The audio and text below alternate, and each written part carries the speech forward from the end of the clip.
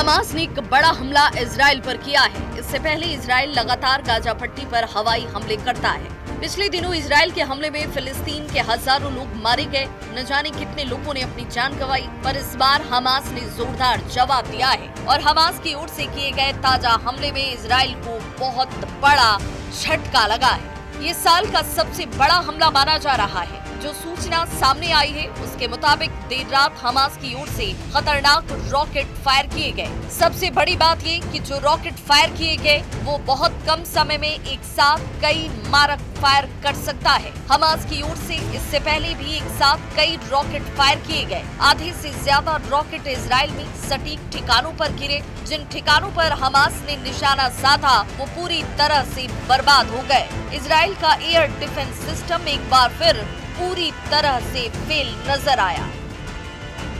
Israel का Iron Dome system इन rockets को रोक नहीं पाया। इजराइल की ओर से कहा गया कि कई जगह रॉकेट्स गिरे हैं और जिसकी वजह से भारी तबाही मची है और इसकी तस्वीरें, इन हमलों की तस्वीरें सोशल मीडिया पर छाई हुई हैं। हमास की तरफ से की गई बमबारी की तस्वीरें जो है सोशल मीडिया पर छाई हुई हैं और कितनी ज्यादा तबाही मची हुई है वो सब कुछ सोशल मीडिया पर देखा जा सकता है। इन रॉकेट्स अपार्टमेंट और बिल्डिंग पर गिरते हुए दिखाई दिए।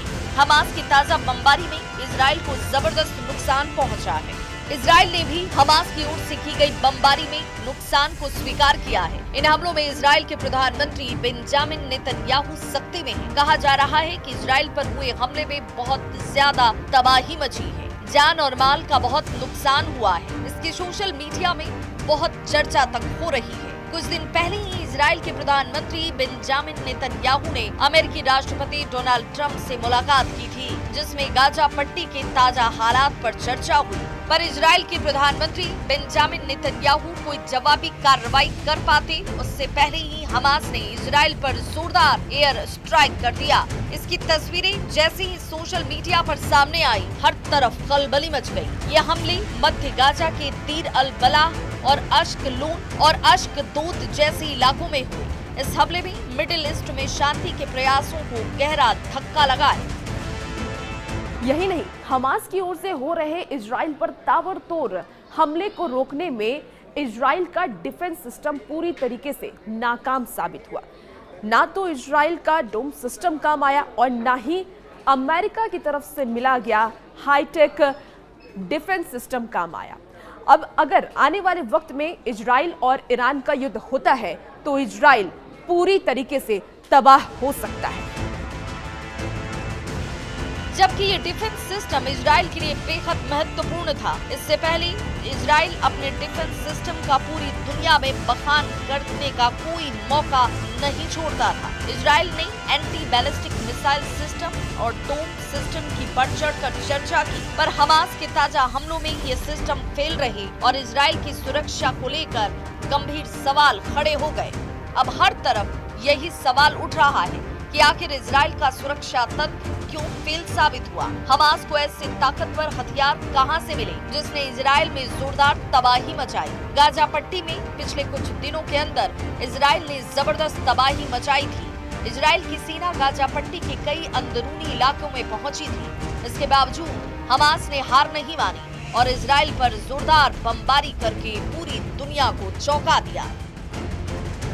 इजराइल का कहना है कि गाजा पट्टी के जिन इलाकों में हमास का कब्जा है वहां पर हमास ने कुछ विदेशी बंधकों को भी कैद करके रखा हुआ है और इन्हीं बंधकों को तलाशने के लिए इजरायली सेना चप्पा चप्पा छान रही है। हालांकि अभी तक इनका कुछ अता पता नहीं लगा है।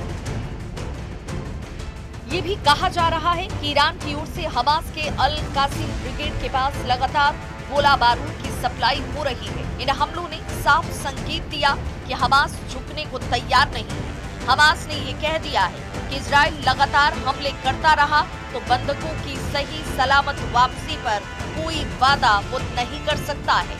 इजराइल अमेरिका से चाहे कोई भी डील कर ले, हमास ने दावा किया कि फिलिस्तीनी गाजा पट्टी से हटने वाले नहीं है। अगर इजराइल जबरदस्ती फिलिस्तीनियों को गाजा पट्टी से हटाने की कोशिश करेगा तो इजराइल की ये कोशिश सफल नहीं होगी। इसीलिए हमास के लड़ाके एक के बाद एक इजराइल पर लगातार अटैक कर रहे हैं। और मिसाइलों के ताबड़तोड़ वार से इजराइल को मिट्टी में मिलाने पर आमादा हैं। उधर हमास के हमलों के जवाब में गाजा पट्टी के विभिन्न क्षेत्रों में इजरायली हमले में कम से कम 19 फिलिस्तीनी मारे गए। गाजा सिविल डिफेंस का कहना है कि गाजा शहर के उत्तर पूर्व में खास करके जो इजराइल ने निशाना बनाया घरों को, उसमें 10 महिलाओं और बच्चों को मार दिया गया। गाजा पट्टी के उत्तर में जबालिया क्षेत्र में इजरायली सेना ने 3 लोगों की हत्या कर दी और अन्य को घायल कर दिया। गाजा पट्टी के दक्षिणी शहर खान यूनुस में इजरायली ड्रोन हमलों में कम से कम 2 बच्चे समेत 5 लोगों की जान चली गई। वहीं केंद्रीय नुसेरात शहर में विस्थापितों को भोजन वितरित करने वाले एक टेंट पर इजरायली विमान के हमले में एक शख्स की मौत हो गई। फिलिस्तीनी सुरक्षा सूत्रों के अनुसार पिछले कुछ समय से गाजा सिटी के पूर्वी हिस्सों बेत हनून और बेत लाहिया क्षेत्रों में इजरायली तोपखाने से लगातार गोलाबारी की जा रही है। इस बीच हमास के सशक्त विंग अल कसर ब्रिगेड ने एक बयान में कहा कि उसके लड़ाकों ने गाजा सिटी के पूर्वी हिस्से में स्थित अल वफा अस्पताल के पास 3 इजरायली मकारवा 4 टैंकों को निशाना बनाया। हालांकि इजरायली सेना ने अब तक इन हमलों पर कोई टिप्पणी नहीं की। इजरायल रक्षा बल ने कहा कि गाजा पट्टी में फिर से शुरू किए गए अभियान के तहत हमास के राजनीतिक ब्यूरो के कुल 11 वरिष्ठ अधिकारी मारे जा चुके हैं। फिर से शुरू किए गए अभियानों में अब तक वायुसेना के 350 लड़ाकू विमानों और लगभग 1200 आतंकी ठिकानों पर हवाई हमले किए गए। 100 से अधिक लक्ष्य सटीक हमलों में नष्ट किए गए और गाजा पट्टी में आतंकी संगठनों के सैकड़ों आतंकियों व सैन्य कमांडरों को मार गिराया गया है।